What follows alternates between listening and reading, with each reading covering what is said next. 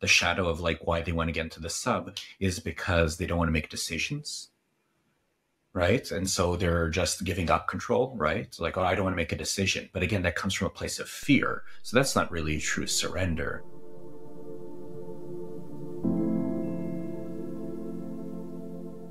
What's up, beautiful beings? Welcome to another episode of the podcast. Today we have Yossef Sagi, who shapeshifts between professional coach, pro-dom, body worker, and spiritual guide to create totally unique experiences that pierce the soul. He and I go super deep in this episode on all things BDSM, kink, and where that overlaps with Tantra and the incredible healing potential in these typically quote unquote dark spaces. I loved this conversation so much. It's pretty juicy and I know you're going to enjoy it too. So strap in. Welcome, welcome, brother. Thank you so much for being here. It's such a pleasure to be here with you. Really excited. Yeah, so am I. I'm excited to dive into the world of BDSM and Tantra and just, how all of these things overlap. So I guess let's just dive off the deep end, shall we? I think that's the best way to do it. Yeah, that's how I got into it. Well, before we do, just to give a little more of an introduction, I like to ask this question at the beginning of podcasts, and it's kind of like a vast question, or it can be. So just from the perspective of this moment, how you feel, what's alive right now, who is Yossef? So in this moment right now, what's alive? I think what's alive for me right now, it's such a great question because it really is checking in moment to moment. I think that in the past, I've had more alignment to like, okay, what am I going to want? And like start like moving towards it. And now it's more of this being present from moment to moment and what wants to be, what wants to come through in the moment. What are the desires that I have? What are the thoughts that I have, rather than it being like planned or directional and anything in particular. So just that question is exactly what's alive to me in the moment, is like what wants to come through without any attachment to past or future. That naked awareness, baby. I love it. Yeah. So you said that you're like, that's how I started. I'm assuming you meant with BDSM, you just dove off the deep end. Can you tell us a little bit, like, how did you get into that world? Like, so I would say actually it was more with Tantra where I jumped into the deep end first. Okay. So, briefly, what that was all about was I had grown up in a very repressive environment, sort of like a cult, basically, that I had grown up in. And, there's the two types of cults, the ones that are sexually exploitative and the ones that are sexually repressive. And this one had a bit of both flavors, but more of the latter. And there was this part of me that always really wanted to be alive. And Tantra always called out to me because I was like, oh, I have an excuse to get into sexuality because it's spiritual. So that felt safe. But I didn't do like a Tantra 101. I jumped into a tantric massage facilitation and training. So it was jumping into, suddenly you're in a room full of 30-something other naked people and you're taking turns doing full body massages, including genital massage. And that was like, for me at that time, something that was like very off the deep end. But I think I needed the Band-Aid ripped off like that seriously. And it really broke my heart open and brought me into it. Did you ever encounter, because of that like repressive background, shame like come up in those spaces? And I think a lot of people listening probably have a similar desire and have experienced similar oppression, and maybe just, I don't know, it's pretty courageous to just go, all right, let's do this. But I just wonder, if shame did come up, like how did you work with that? Yeah. I think the three main things that come up when exploring sexuality or anything that's sort of edgy are like shame, guilt, or fear. And I think for me, flavor-wise, was less of shame, more of guilt and fear. And were really coming through for me at that time. That I didn't have a sense that it was wrong to engage, like that I was wrong. It's just that maybe the things that I was doing or that I was choosing were wrong. And it also scared me a lot at the same time. But I knew that it was, by that point, it was something I couldn't not do. So I think, yeah, over and over again was being afraid, but at the same time, just stepping forward and figuring it out as I was going along. And I feel like Tantra is such a broad bucket, right? And it's also really unique to the seeker, the individual, and like which lineage and who they are as a being. So I think an interesting way to ask this question is perhaps more interesting than what is Tantra. What have you learned for you that Tantra is not? Yeah, I love that. I think what I learned for me, and I've moved away from talking about what I do as Tantra, actually, is that, I had mentioned that I jumped into there because it was like a comfortable step for me. Because I was like, it's like an excuse. As long as I'm still exploring my spirituality, then it's okay that it has to do with sex. Like, so that was like the container I was putting it in. Whereas what I found a lot that happens in that space is this whole spiritual bypassing around sexuality. I don't think that that's the authentic energy of Tantra, but I think that that's where people go because they haven't given themselves permission to enjoy sex just for what it is. Like, doesn't double it have click on to that. be? Yeah. Yes, say more. Well, because then I think the shame or the guilt or the fear or whatever it is just gets a new container for it. So if you already have shame and you don't actually clear that shame, you're going to go into the tantric world, and now the shame becomes, I didn't do my seminal retention, or I didn't have all of my consciousness in the right place. And so because there's not a lot of shadow work that I've seen being done in that space, it just, all of those shadows get repurposed and repackaged in a new way. And again, I don't think it's Tantra itself, the path itself. I think it's the way that it's practiced today that's problematic. Yes. And that's why I actually have really embraced the BDSM framework so much more recently, because I find it does better work at delving into the shadows. And the shadows are very welcome in the BDSM world in a way that I haven't seen as much in the practiced Neo-Tantra world.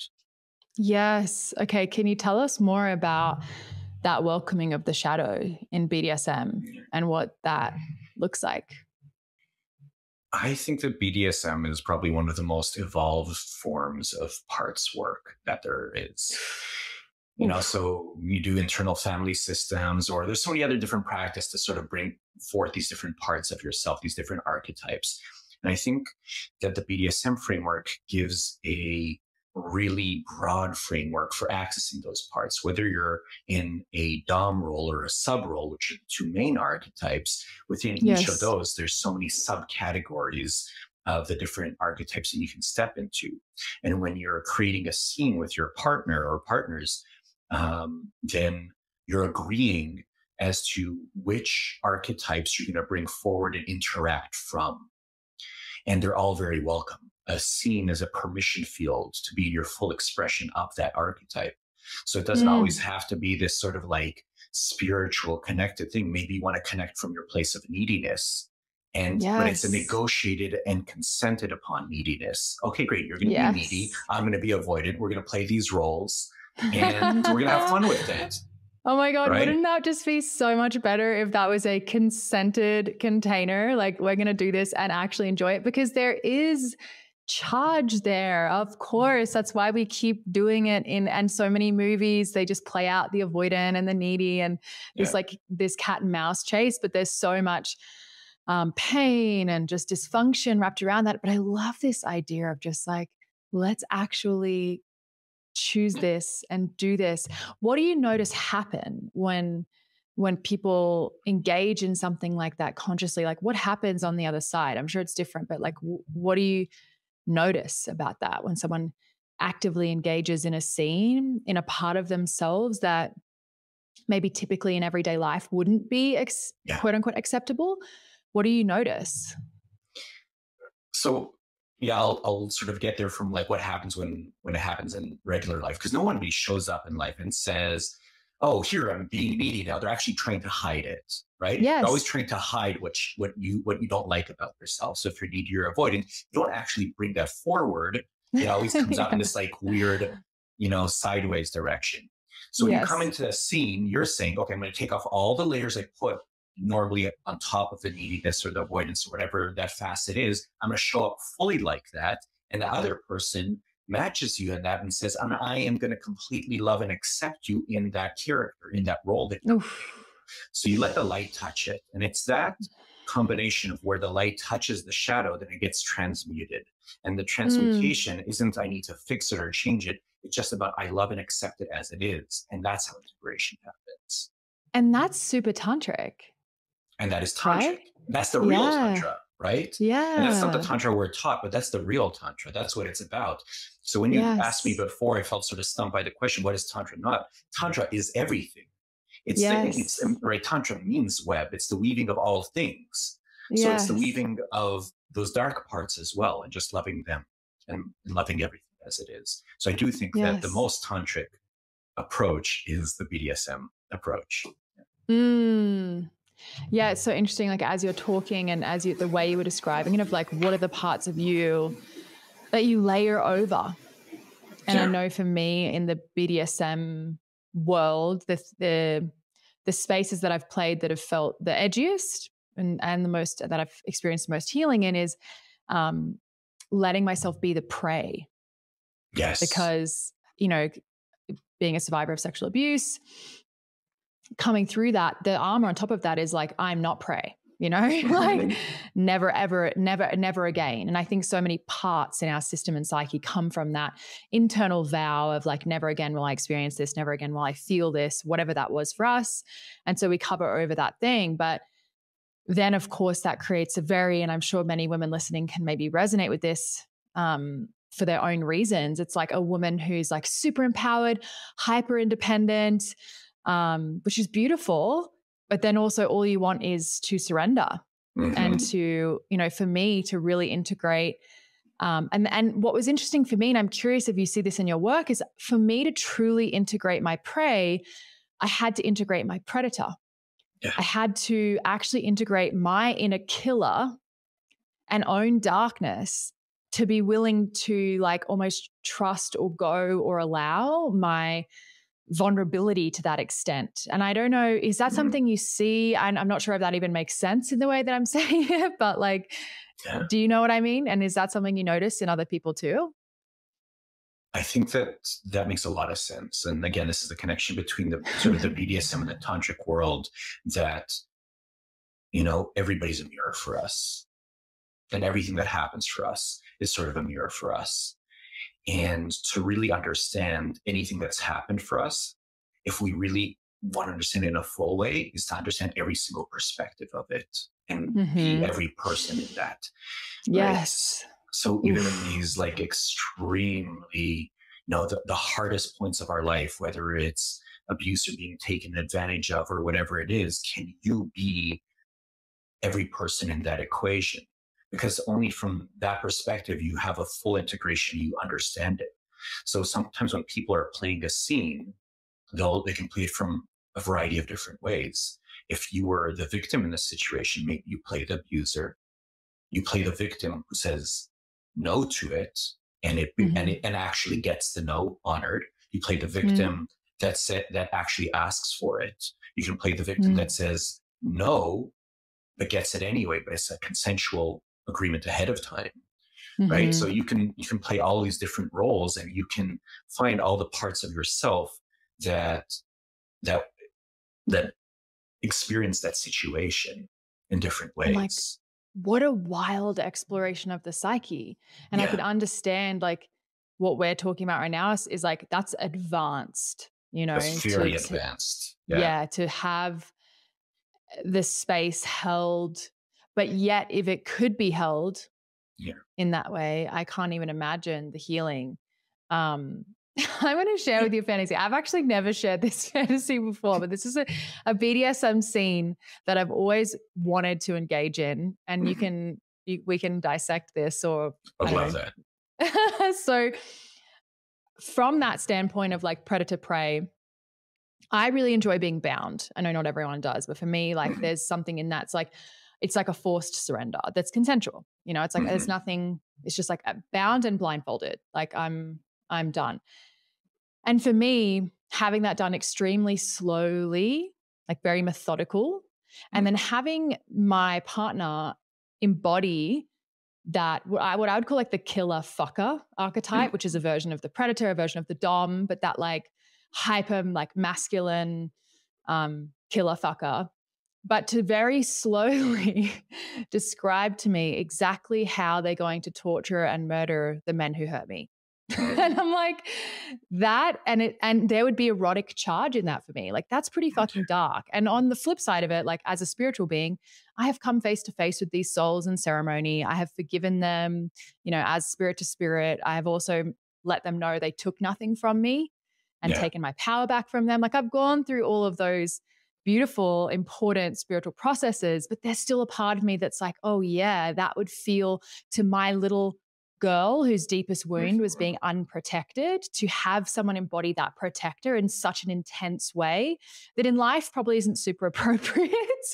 But in that scene, my little girl or that young part of me would feel so loved, so chosen, so protected. And I'm like, that would actually be so profoundly healing. And yet it's super dark. And so I think that like, yeah, it's just interesting to notice the dark places that we can go that are actually potentially full of light. It makes total sense for me from what you're telling me. What it sounds like is the violence that happened to you when you were younger was against you. And now you want the violence on your side. Yes. You want that darkness on your side with you. Yes. Right? Because your girl didn't have it with her. So you want it on your side. You're integrating that through having your partner do that. Right? And have them speak out all the things. Because again, from the tantric perspective, there is no judgment of good or bad. Violence itself, cruelty, all these things aren't good or bad. From a tantric perspective, they just are. So by inviting that into your scene, that creates an extra level of healing by saying, oh, look, in the right way, in the right direction, this same quality actually becomes super healing for me. It's almost like theater in a way, like healing theater, like improv healing theater. Where's the line? Because I know that, you know, what we're talking about is like very advanced and would have to be like held with such impeccable integrity. And I'm sure as you've discovered in these realms, it's not always super well held. And again, I'm sure, you know, it's not intentional. People come into these spaces because they want to heal their own shadows and things that have happened to them. And so like, and then there's that tantric philosophy, nothing is good or bad. And yet I want to live in a world in which, you know, abuse isn't present. And you know, who knows if we'll ever have that, but like being a good person. And he's like, I don't know, like being a good person's important to me.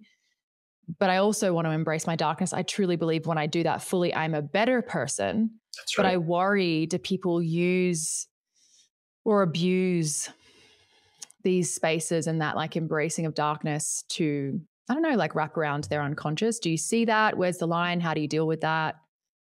Yeah, I think you said the line right now. It's when it's in the unconscious, right? When we act out these things and so if you act out these behaviors, you don't recognize that you have all these facets inside of you and you're just like, oh, I'm just going to do a scene. Then it's more in the unconscious space. Whereas if you say, oh, I'm going to explore this part of myself now, and you're honest in the negotiations ahead of time, this is the part of myself I want to explore.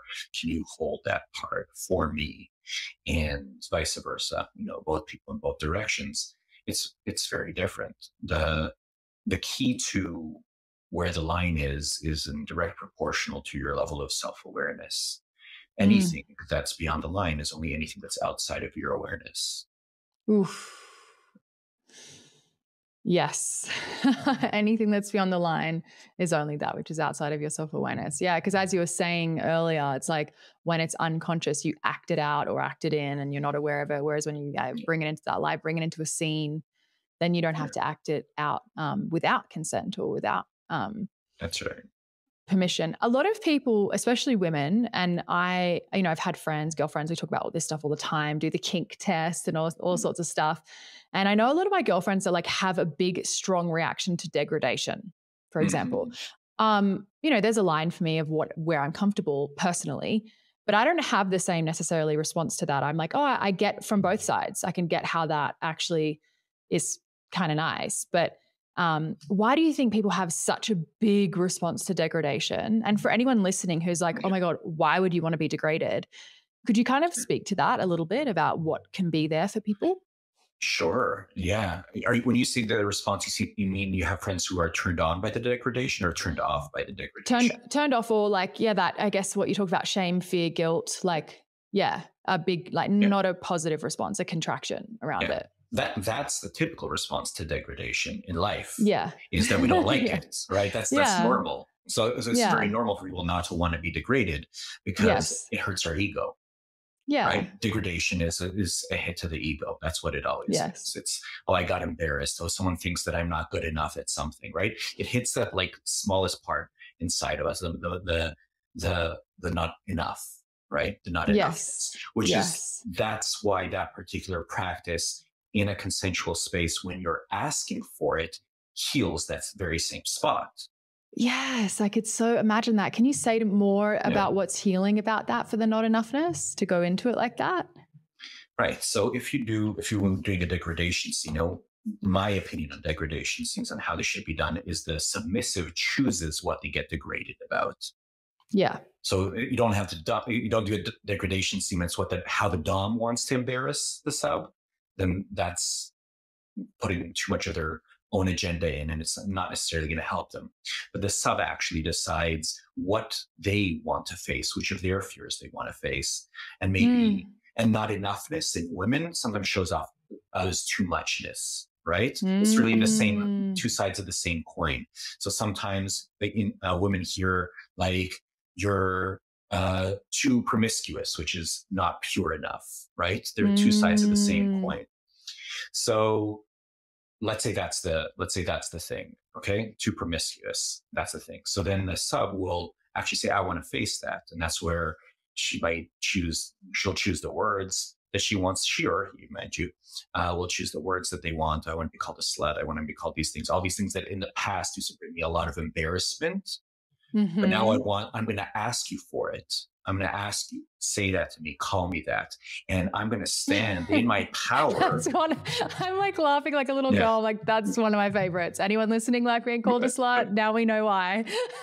Please continue. Well, that's exactly it. It's a reclamation of all of that. Right. And in the same way, even if it's like someone has a lack of confidence around their intelligence, that being the worst thing in the world is that someone calls you stupid. But then you have a whole scene where someone says how stupid you are, you're an idiot, you can't even figure it out. And then you face all of that. It's just a direct facing of your fear. And when you face your fear, that immersion therapy heals it. Yeah. What do you think about facing it so directly heals it? Well, I think the fact that you ask for it. Yeah.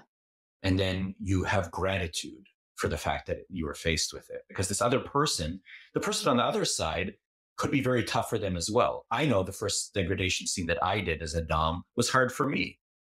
Yeah.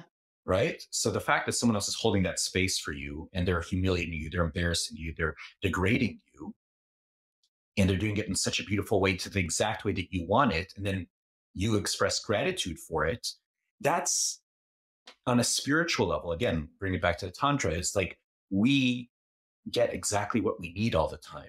So when you choose it for yourself, you are saying, thank you, universe, for giving me everything that I wanted. I'm actually going to ask you directly for all the things that you give me anyway, and I'm going to thank you for it.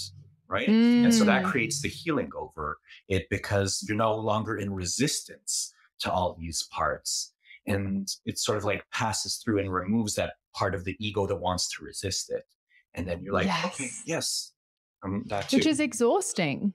And it makes sense. Like anyone who's been on retreat or done ritual with me, I'll often do like an embodiment where we're moving bit of Radiohead and we're moving as our weirdo or as the part of us is not enough, and like making love through movement. And it's a very similar thing. Yeah. This is just a more, I would say, intensified way to do that, where it's like to just stop trying to not be that.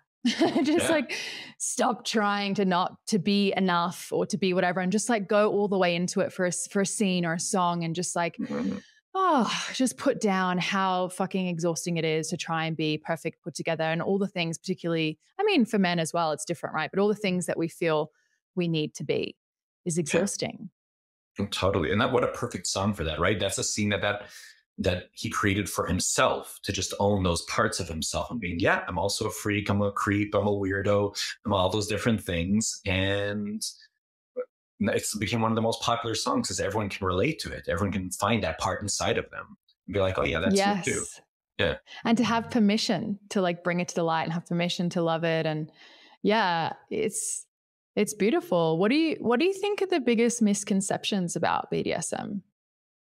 I think it's what you touched on earlier, that, and I wouldn't call them misconceptions, but I would say it's how it's partially practiced, or how it's practiced actually in large part a lot of time, which is unconsciously. What a lot of people think that all BDSM is what sometimes does happen with BDSM is just people use it as an excuse to act out patterns without actually healing them.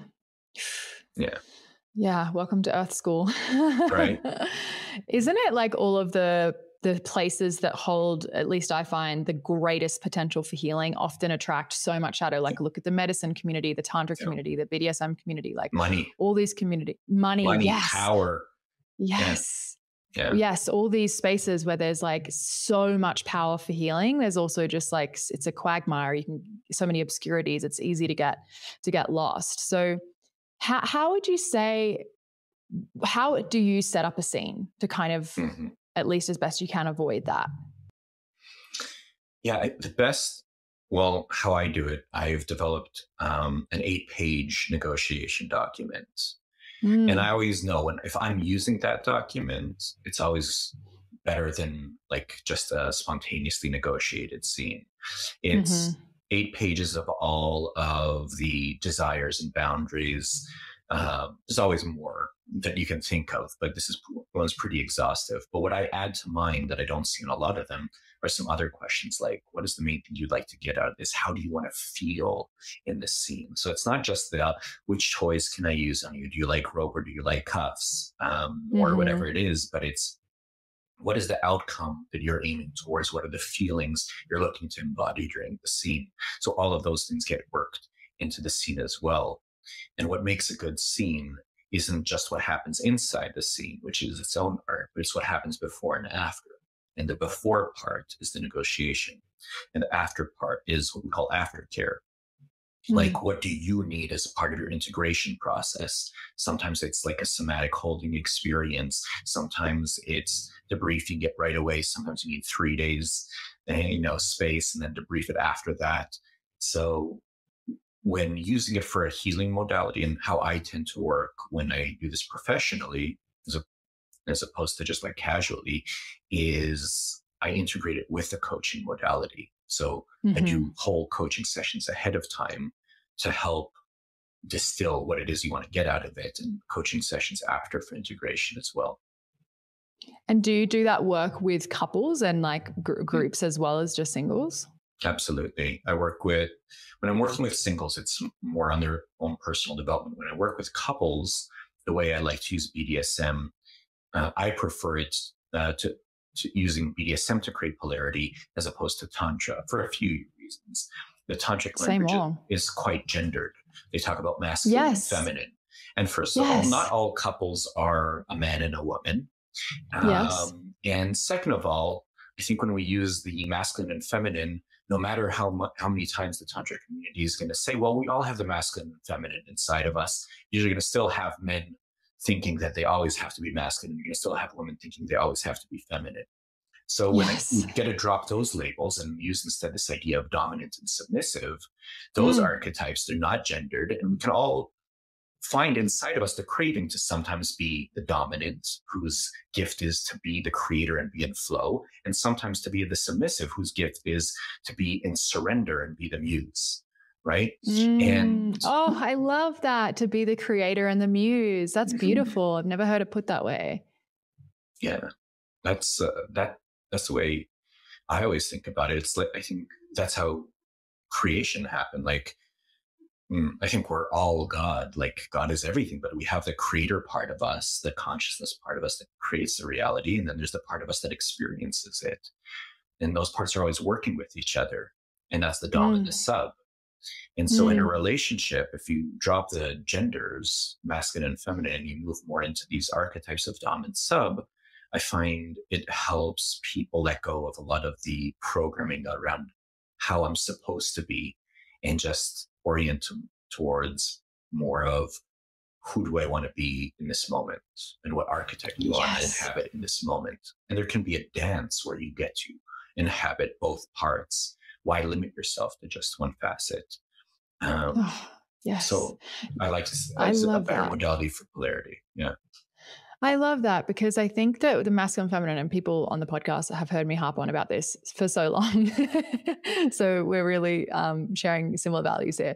But I just find that the masculine and feminine thing, and sometimes we need to use the words, because there is inherently, when we get deep enough and nuanced enough with it, there is something inherently valuable about those teachings. But wow, it's a quagmire. And I think that we sling it at each other a lot. I see in this, like the new age community, people, it just makes people feel bad about themselves. Like, you're not really, like, you're not being masculine enough. It's like, you're not being man enough. You're not being woman enough. And it's like, whoa, that's like super cutting, and also so disempowering, versus what you're talking about, which is, just take off the gendered, highly charged labels, and let's just talk about, which archetype you want to play. What do you think shapes people? Do you see patterns in, like, why some people really love to be more dominant, other people really love to be more submissive? Is there some rhyme or reason to that? I think we mostly crave what we don't get enough of. Right? So when I work with couples, I can tell oftentimes if the partner, if we have a partner that really has to be dominant in their business and hold it all together all the time, they crave submission when they get home. They want more of that.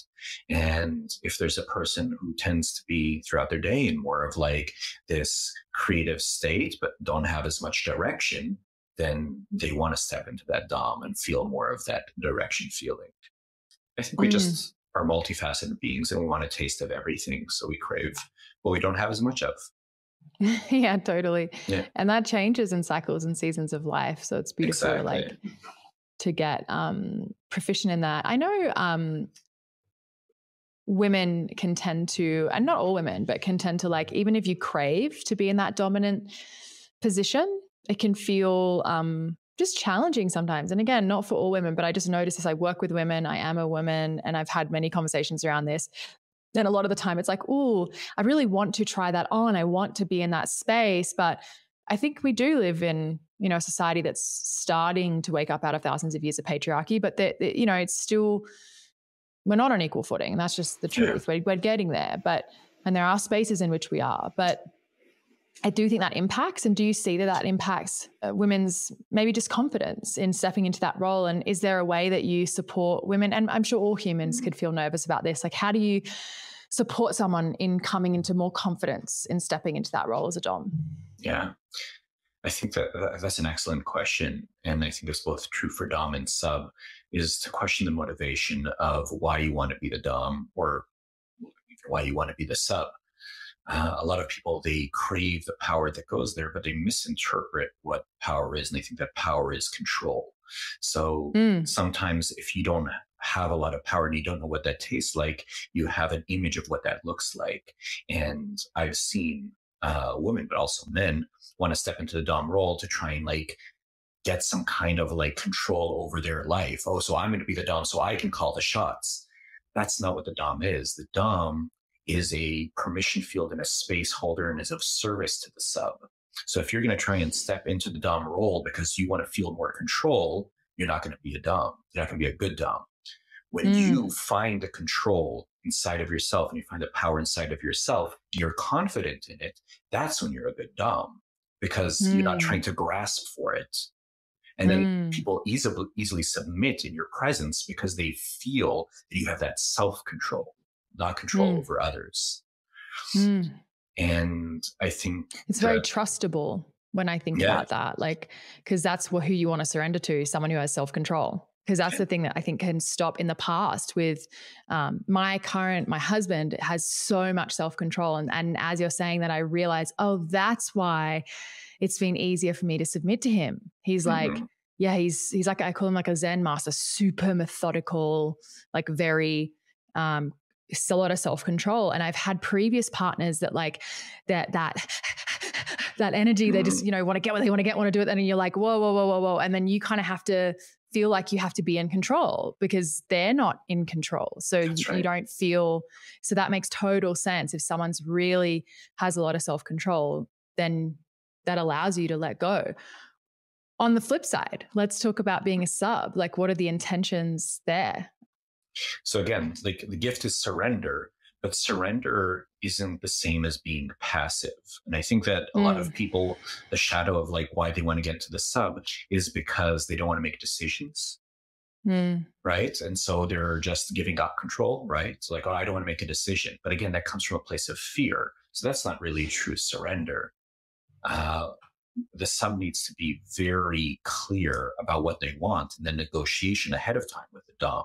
Right. That's what makes you a good sub, is that you're so clear about your desires and what you want to get out of it. And then when you communicate that, just like you would with the universe, you set an intention and then let go and let the universe bring it to you in the highest and best possible way. So that's the way to do it, as opposed to, oh, just do whatever you want, which is not taking responsibility and not being active in your own submission. Yeah, because surrender is an active thing. That's right. Anyone who's done anal, I can tell you, it's you gotta not breathe nothing. into it. You're participating in surrender. Yeah. I now have lost my train of thought, but what we're talking a lot about, and what I hope people are realizing if they're kind of new to this, is so much of this is psychological, because I really love psychological kink. And I find that, and I notice that actually women, again, I work with women, so I talk about women a lot, but I'm just surrounded by them and I love that so much, is the psychological aspect, the tension, the domination and submission via the psychology of it is actually really powerful. And I think a lot of people just think of BDSM as like whips, chains, toys. And it's like, those are almost the props that like add to the psychological component. Would you agree? And how do you get good at, I guess, naming what you want in that space? Because it's not just like, oh, I want to be tied up. That's right. Because all those things are just extensions of all the toys, all the ropes and the whips and all that. They're just extensions. You can do complete scenes with having zero contact. Even if we look at the initials of BDSM, bondage, right? Bondage can be done with a rope. You can tie someone up, or you can just be like, don't move a muscle. And that's a type of bondage. It's a psychological bondage, right? I want to make sure you don't move from that spot. You're not allowed until I tell you. When I tell you, you can move, right? That's a type of doing bondage without using toys. And the same for discipline, right? You can punish someone by spanking them, or you can make them do something with your words and tell them what to do. And it goes on down the list, dominance and submission and sadism and masochism. You can create pain with your words just as much as you can with implements. So all of those things are available. There are two main types of kink: are psychological kink and sensation-based kink. And you can do a combination of both, or just focus on one depending on preference. Let's talk a little bit about sensation kink, because I think my preference is psychological kink. So I'm like skewing the conversation to that. But sensation kink is also really, really powerful. So can you speak to that a little bit? I think what sensation kink allows that is harder to access with psychological kink is a somatic experience. Mm. Because there's a lot of things that start happening in the body when you actually have certain sensations. There's like a chemical cocktail that's released. And Mm. there can be something really powerful about using pain to access pleasure. And the implication of that in your life, right? We always have pain in our life. Pain becomes suffering when we resist it, but pain can become pleasure if we just allow it to move through us. And our body teaches Mm. us that, because as soon as we experience a minor amount of pain, or like nothing too crazy, our body starts flooding with endorphins. Our body Mm. wants to respond to pain by giving us pleasure, actually. So by creating a Mm-hmm. sensation-based scene, you can create this whole somatic experience of um, moving pain into pleasure, for instance. Or the other thing that you were talking about, you like being tied up with rope. Yeah, when you're held with rope and you're contained that way, it can bring you into a very meditative state, which is what we call subspace. The Mm. combination of being held and then being instigated at the same time, that's what domination is, whether it's psychological or sensation based. Those are the Mm. tools of domination, is the Held. holding and Yes. the instigation as well. If you're just held, Ah. right? If you're just held forever, it's gonna regulate your nervous system, and you're gonna eventually pass out. If you're only like instigated against, that's gonna dysregulate your nervous system, and you're gonna fall apart. But if you Mm. play with both of them in the right amount, the right way, going back and forth between them, that's when you go on that crazy ride where you have your sympathetic and your parasympathetic working together to create a unique experience. And it sounds like, I mean, that's how you expand your window of tolerance as well. Mhm. Like it sounds extremely therapeutic when you put it that way. I'm like, oh, do you notice that? Like, do you feel like for yourself, or do you notice with clients that like it actually can in the nervous system expand the window Mhm. of tolerance, expand our capacity to be more resilient in other ways to say that? 100%. So one of the basic things that we do when doing any kind of impact play is using a number system. That's spanking or paddling, let's say. So you tell them, okay, I'm going to spank you right now, and you tell me on a scale of 1 to 10, how much do you feel it? 1 being lowest, 10 being that's too much, and we never get to a 10. And you start sort of engaging the body and seeing what the reaction is. What you'll find is further and further to the scene, something that was like a 7 was really high at the beginning, eventually might be like a 5 or a 4. And there's a new capacity for what can be reached because your body just unlocks to be able to hold more. Its capacity changes, and things that used to be Mm. painful now become pleasurable, right? Mm. So I think we do discover how much we're capable of holding through a scene. Mm. Oh my God. I love this conversation so much. Thank you. Where can our listeners find you and engage with you and your work? Yeah, absolutely. Best place is on my Instagram. So Yossef Sagi on Instagram, YOSSEFSAGI. That's where I post things about my work and the other events I do, which we haven't really talked about, but I have Mystery Temple, which is a personal development workshop disguised as a play party that I do regularly in Mm. LA, and a place to discover yourself through the lens of sexuality. So I think that that's the best place to see everything that I'm up to. Well, the people who message me and ask me about play parties and where do you discover those, there you go, right there. There you go. If you're in LA, With come to Yossef the at the Mystery Mystery Temple. Temple. Yeah. Amazing. Well, thank you so much for your time, brother. And everybody listening, make sure you go give Yossef a follow, and more soon.